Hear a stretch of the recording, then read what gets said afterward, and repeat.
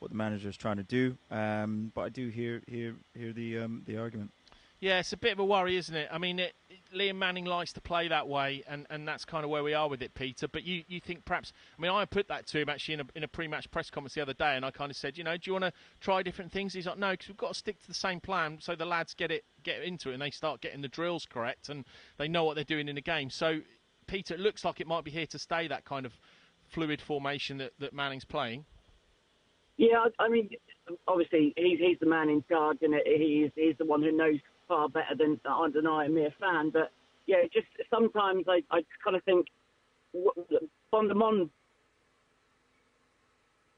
Oh, we just lost you there, Peter. So we'll try and get you back if we can. But the good news is, I can tell you, if you now go to the BBC News Norfolk website or BBC Sport for Norwich City, you will be able to see me and Simeon live on the internet. You're looking at yourself now, aren't you, Simeon? Looking good, mate. You're looking good. You're looking at good, showing off your nice watch and what have you. It's putting you off. Yeah, so keep your calls coming. 0800 389 732. I've already had Freddie Stewart on the show, which has been absolutely brilliant. If you missed that, you can listen back or watch back later. We'll get some clips off of that. The great man who plays for England, the England fullback, who's been a brilliant international for England, plays for Leicester Tigers as well. Big Norwich City fan. He was here today, so he got in touch with us. We got in touch with him, and he came on for us, which is fantastic. So let's go to the touchline now, because our man Chris Gorham, he's speaking to the Norwich City head coach Liam Manning. Liam Manning is with us. Liam, just to run the rule over that performance for us, first of all.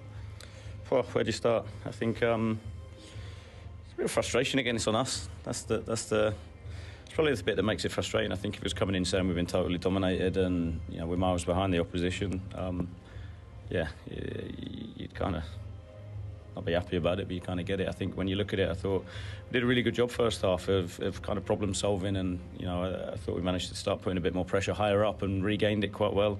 Got some control with the ball, albeit again I thought we have to show more quality. When we do break their structure and attacking goal, I think we have to show a lot more quality. I thought we had a couple of half decent chances, Sarge with the headers, and then for me we'd had a couple of warning signs just before it. I think irrespective of shape, system, structures, we just turned the ball over far too cheaply. And at this level, when you give away a ball so easily, you end up defending your goal extremely quickly. And it's something you've talked about all through the summer, all through this season, trying to be more difficult to play against, and that must make those goals all the more galling.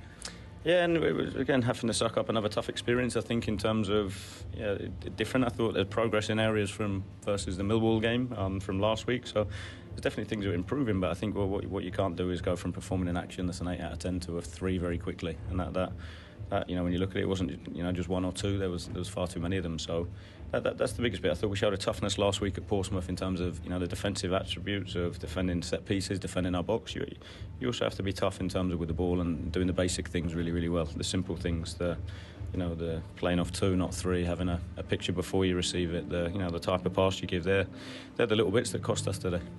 Jacob Wright's red card, you don't very often see one of those where there aren't too many complaints on the pitch, but I didn't notice any. Do you think it was justified? I'd need to see it back. I think whether it is or it isn't, he gave the referee the opportunity to, I think. So it's one of those,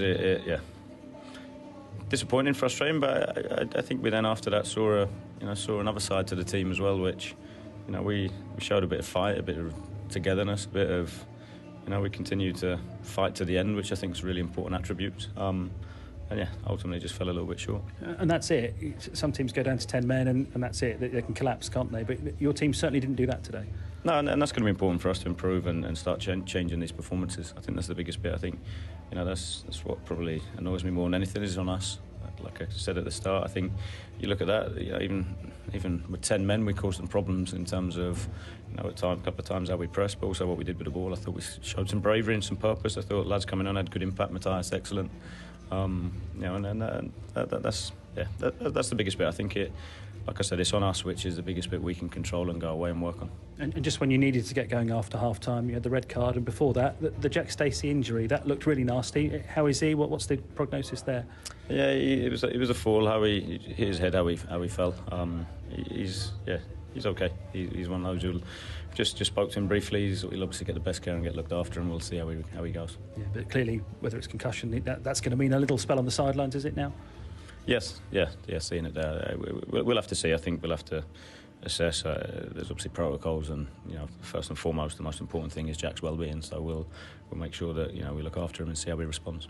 You've lost Forson and Nunez to injury. Jacob Wright's now suspended. So Kenny McLean has timed his return well, hasn't he?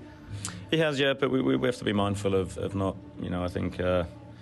We have to be mindful. He's missed a large chunk of pre-season plus the off-season. I think he'll be desperate to get back, and he has been. He's incredible in terms of how quickly he's got back and how hard he's pushed to do that. Speaks volumes about him. I thought he had, again, another one, terrific impact, quality, just the composure. I think there's a big bit. I just spoke to the lads about, can you be trusted? Are you reliable? I think they're a bit switch. If you want to be successful as a team, you've got to know what you're going to get, and I think Kenny gives you that. I think you see that in terms of the leadership, but also just the bits with the ball. I think he shows really real good reliability. Yeah, the fact that you wanted him not just on the bench but on the pitch when the going got tough today, that shows how important a player he is to you, does it? Yeah, huge. Delighted to have him back. Looking forward to working with him in terms of on the grass and games. And again, I think he's just, you can see he's just a born winner. He's desperate to win, and I think we need that. I think in terms of him driving it, but also understanding how we do that. I think that's the big bit. I think in terms of we spoke about it at half time around go out. We have to respond. We have to go all in, but we also have to do it from a controlled state. You've talked already about wanting to get Carrow Road really jumping, wanting this place to become a fortress. You've got a home game in the Cup in midweek, but in terms of league football, with the international break and 2 away games, you don't play here for another month, do you? So that robs you of the opportunity to really get the home supporters on side. Yeah, and I know they'll be as frustrated and as disappointed as I am, not to get off the mark here. I think, but we have to stick at it. I think that's the biggest bit. I think, like I said, you get nothing but honesty from me in terms of performances, and when I look at it today, it's on us again. Millwall was on us, and I think that's the biggest bit. We have to say to the lads, we have to learn quickly. We have to make sure that when we turn up for training, that the trustworthiness, the toughness with the basics, we drive every single day, because that for me is where you then it becomes easier then to transfer on the pitch. So, like I said, it's a frustrating one because I'm desperate to get off the mark here, but we'll make sure that we go on Tuesday. Thanks, Liam. Thank you. Cheers. Thank you. And watching it now, live on the BBC Sport website, Rob Butler and Simeon Jackson with you through until 6. Got 10 minutes left. We'll squeeze in a couple more callers, hopefully. But we're just chatting, Simeon, you're a coach for Norwich City now, and obviously you have to undergo the same protocols as the kind of men's team with the youth academy players as well. And the concussion protocol, it's been changed recently, hasn't it? It could be, and we kind of don't know for sure yet. We'll find out in due course, but it could be a 2-week sit-out for Jack, and it could be longer if he doesn't respond well. Possibly, yeah. I think it's definitely minimum 7 days. With the academy level, it is 14. So, yeah, you don't want to see that. We were just saying a while ago, he did look really out of it, and hopefully he's recovering well. It was great to see him walk off.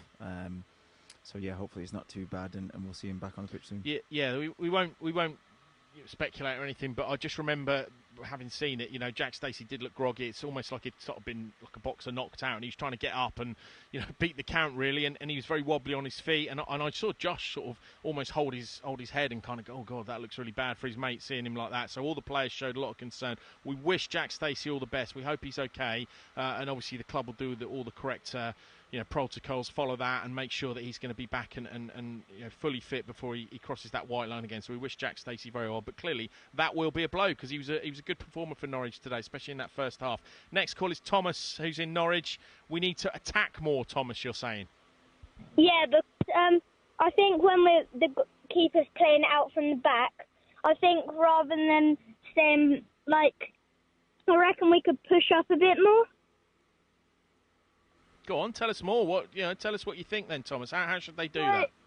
I like how they're putting Stacey and the other left back as wing back, so that they push up the pitch and put pressure on the opposition, and how they're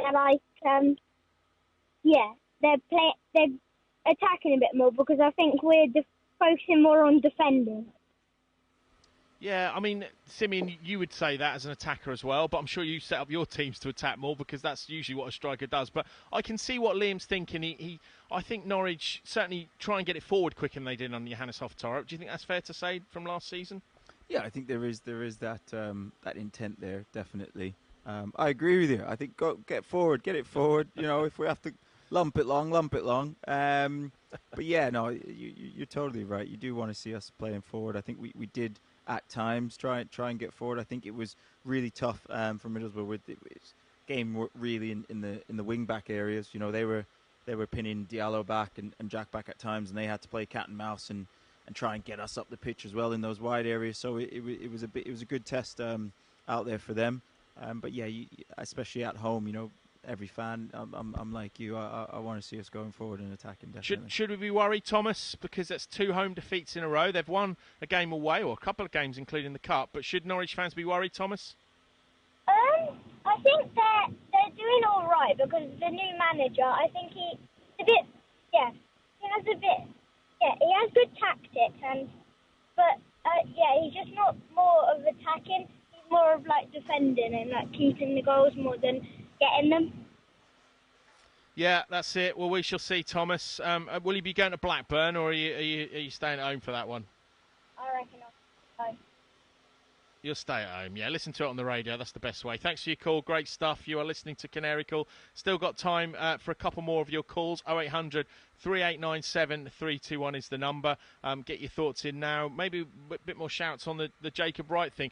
You said on commentary the red card was probably right, wasn't it? I mean, he's miscontrolled. It wasn't malicious. He's miscontrolled the ball.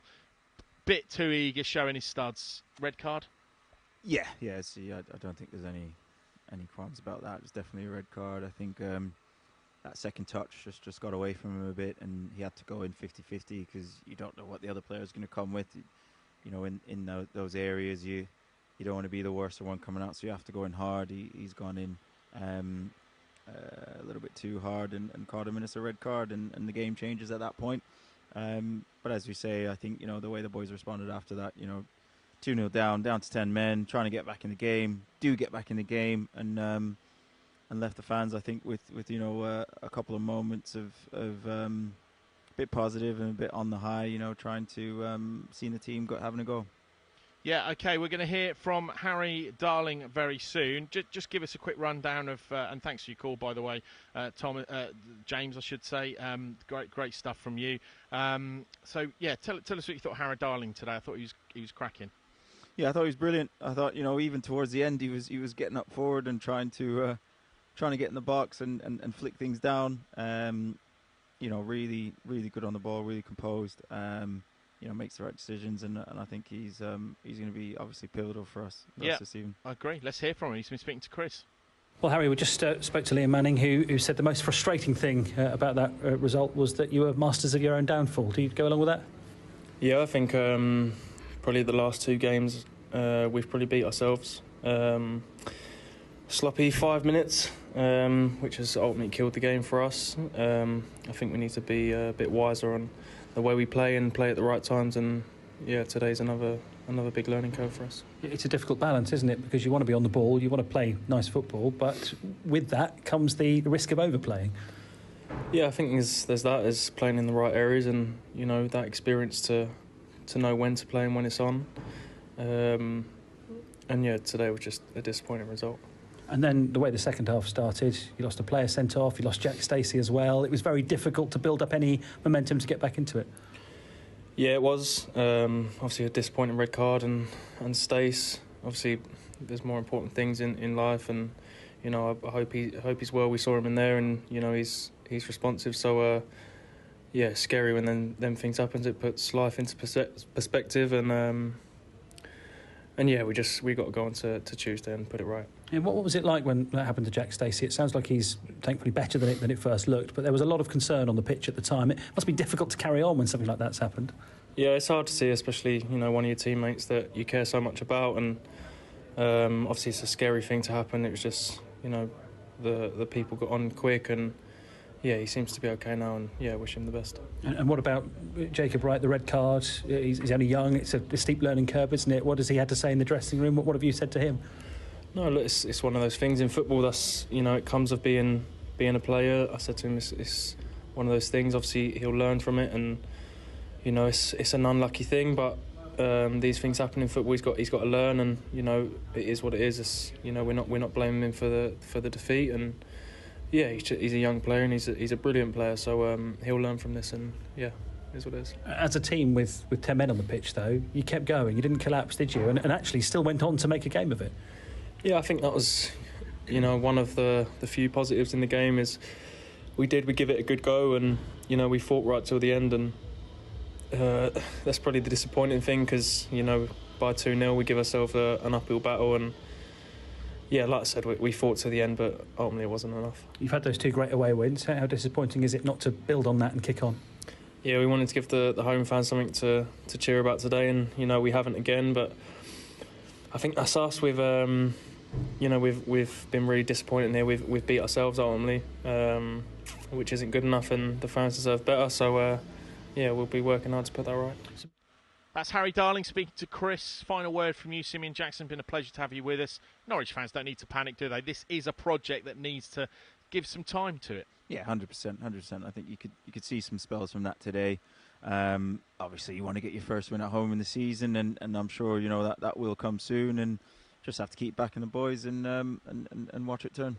Great to have him with us, and thank you for joining us. Thank you for being on camera as well. You're looking good, mate. Looking good. No, put me off this camera thing. Brilliant stuff. Thank you for joining us, everyone. We will be back Monday night, scrimmage, 6 o'clock. I'm looking forward to see what Chris Reeve has to say about all this, so don't forget to join us for that. Podcast available after as well if you can't listen live. And then Tuesday night, the Cup, Southampton here in the League Cup second round. Looking forward to that one already. We'll have full commentary, could be penalties. Then, of course, there'll be another watch-along Canary call or listen straight after the game. From everyone here at Carrow Road, it's good night. The home